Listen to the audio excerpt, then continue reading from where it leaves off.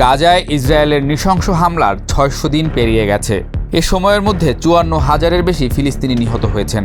তারপরও গাজার মানুষ মনোবল হারায়নি।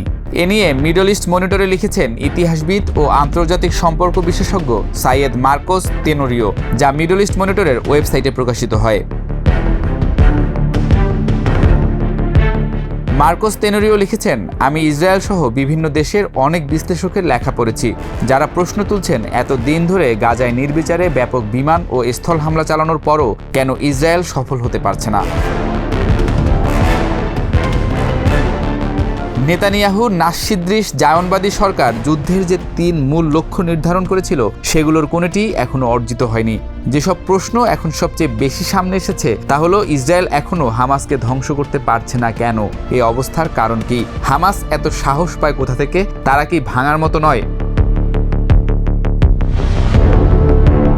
এসব প্রশ্ন থেকেই বোঝা যায় অনেকে বুঝতে পারছেন না যে হামাস হলো এক কঠিন প্রতিপক্ষ এবং ফিলিস্তিন জনগণ দৃঢ় প্রতিজ্ঞ।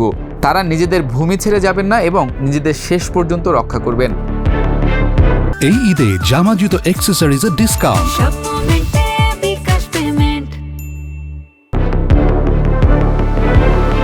গাজায় ইসরায়েলের অব্যাহত নৃশংস হামলায় অনেক অবকাঠামো ধ্বংস হয়েছে। প্রতিরোধ নেতাদের কেউ কেউ নিহত হয়েছেন। তারপরও ইসরায়েল গাজার বিজয় অর্জন করতে পারেনি। হামাস এখনও টিকে আছে, লড়ছে এবং ইসরায়েলি সেনাবাহিনীকে বারবার একই এলাকায় ফিরে যেতে বাধ্য করছে। মার্কোস তেনোরিও লিখেছেন, প্রাথমিক যে উপসংহার আমরা টানতে পারি সেটা হলো জায়নবাদী রাষ্ট্র ইসরায়েলের যুদ্ধযন্ত্র ব্যর্থ হয়েছে। তারা গাজায় এক ধরনের অবসাদ ও ক্ষয়যুদ্ধের মধ্যে আটকা পড়েছে। ফলে ইসরায়েলি নেতাদের মধ্যে দুর্বলতা দেখা দিয়েছে, ইসরায়েলি সমাজে বিভাজন সৃষ্টি হয়েছে, সেনাবাহিনী মানসিকভাবে ভেঙে পড়ছে, প্রচুর সেনা মানসিক অবসাদে ভুগছেন এবং আত্মহত্যার হার বেড়ে গেছে। এসব কারণে অনেক সেনাকে চাকরি থেকে অব্যাহতি দিতে হচ্ছে। ইসরায়েলের জানা দরকার তারা প্রতিটি যুদ্ধে জয়ী হতে পারে, কিন্তু পুরো যুদ্ধ তারা হারছে। মার্কোস তেনোরিওর মতে নেতানিয়াহুর আকাঙ্ক্ষা ছিল গাজায় ২১ লাখ ফিলিস্তিনিকে বোমা মেরে ও অনাহারে রেখে ধ্বংস করে দেয়া। তিনি প্রতিদিনই নির্মম ও বর্বর উপায়ে তা করে যাচ্ছেন। অথচ পশ্চিমা শক্তিগুলো এ গণহত্যা বন্ধে শুধু কথার বুলি শুনিয়ে যাচ্ছে। আন্তর্জাতিক আইনের প্রতি ইসরায়েলকে শ্রদ্ধা দেখাতে বাধ্য করতে কোনো কার্যকর পদক্ষেপ নিচ্ছে না। গাজা খালি করার পরিকল্পনাও দিনের পর দিন ব্যর্থ হয়েছে। ডোনাল্ড ট্রাম্পের মতো নেতাদের ফ্যাসিবাদী বক্তব্যের পরও যাদের গাজা থেকে জোর করে তাড়ানো হয়েছিল বা ভুল প্রতিশ্রুতি দিয়ে সরানো হয়েছিল, তারা সাম্প্রতিক অস্ত্রবিরতির পর গাজায় ফিরেছেন। অবশ্য তাদের ঘরবাড়ি কিছুই অবশিষ্ট নেই, এমনটাই লিখেছেন বিশেষজ্ঞ মার্কোস। এই ৬০০ দিনের বেশি সময় ধরে চলা যুদ্ধের সময় ইসরায়েল এমন এক ভয়ঙ্কর শক্তি প্রয়োগ করেছে যা ভিয়েতনাম যুদ্ধে যুক্তরাষ্ট্রের ব্যবহৃত শক্তির তুলনায় অনেক বেশি। ভিয়েতনাম যুদ্ধে প্রতি বর্গ কিলোমিটারে প্রায় ১৫ টন বোমা ফেলেছিল যুক্তরাষ্ট্র।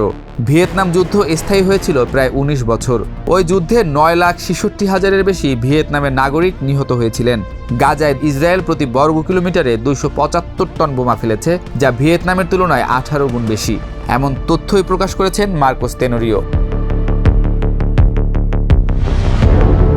ইতিহাসবিদ ও আন্তর্জাতিক সম্পর্ক বিশেষজ্ঞ মার্কোস তেনোরিও আরও লিখেছেন, ফিলিস্তিনিদের নিজেদের ভূমিতে থেকে যাওয়ার এবং প্রয়োজনে নিজেদের ভূমিতে মরার দৃঢ় সংকল্প এবং বিশ্বব্যাপী জনমত যেভাবে দ্রুত ইসরায়েলের দিক থেকে মুখ ফিরিয়ে নিচ্ছে, এই দুটি বিষয় ভবিষ্যতে ফিলিস্তিনিদের স্বাধীনতা ও আত্মনিয়ন্ত্রণের অধিকার অর্জনে গুরুত্বপূর্ণ ভূমিকা রাখবে। বুঝে রাখা দরকার, এই বৈশ্বিক সমর্থন এখন শুধু বামপন্থী গোষ্ঠীগুলোর মধ্যেই নয়, মধ্যপন্থী ও ডানপন্থীদের মধ্যেও প্রবেশ করতে শুরু করেছে। গণহত্যার যৌক্তিক সমালোচনাকে ইহুদি বিদ্বেষ বলে অপবাদ দেওয়ার চেষ্টা আগের মতো আর কাজ করছে না। এর রূপালী গুলি ইসরায়েল ইতোমধ্যেই খরচ করে ফেলেছে। ইসরায়েল ফিলিস্তিনকে পৃথিবীর মানচিত্র থেকে মুছে ফেলতে গিয়ে তারা এখন পুরো পৃথিবীকে ফিলিস্তিন বানিয়ে ফেলেছে। বিশ্বের বিভিন্ন দেশের রাজধানী ও শহরের রাস্তায় কোটি কোটি মানুষ এখন ফিলিস্তিনিদের পক্ষে নেমে এসেছেন। প্রতিবেদনে এমনটাই লিখেছেন মার্কোস তেনোরিও। গাজার মানুষকে অবরুদ্ধ করতে গিয়ে এখন জায়নবাদী শাসন নিজেই অবরুদ্ধ হয়ে পড়েছে। এমনকি ইউভাল নোয়া হারারির মতো জায়নবাদী ইতিহাসবিদও এখন বলছেন জায়নবাদের শেষ সময় ঘনিয়ে এসেছে। ইসরায়েল গাজা উপত্যকায় ফিলিস্তিনি জনগণের বিরুদ্ধে বর্বর গণহত্যা চালাচ্ছে, যেখানে তারা আন্তর্জাতিকভাবে নিষিদ্ধ অস্ত্র, গোলাবারুদ, বোমাসহ সব ধরনের অস্ত্র ব্যবহার করছে। আন্তর্জাতিক মানবিক আইনে সুরক্ষিত শিক্ষা প্রতিষ্ঠান ও হাসপাতালেও নির্বিচারে বোমা ফেলা হচ্ছে। প্রতিবেদনটির শেষে মার্কোস তেনেরিও লিখেছেন, তবুও ইসরায়েল সরকার ফিলিস্তিনি প্রতিরোধকে ধ্বংস করার যে লক্ষ্য নিয়ে এতদিন বর্বরতা চালিয়ে এসেছে তা অর্জন করতে পারেনি এবং পারবেও না। ইসরায়েল কেবল অর্জন করতে পেরেছে যুদ্ধাপরাধ, জাতিগত নিধন, শিশু ও নারী হত্যা, অবকাঠামো ধ্বংস, গাজা উপত্যকার মানুষের জীবনের সবকিছু নিশ্চিহ্ন করে দেয়া।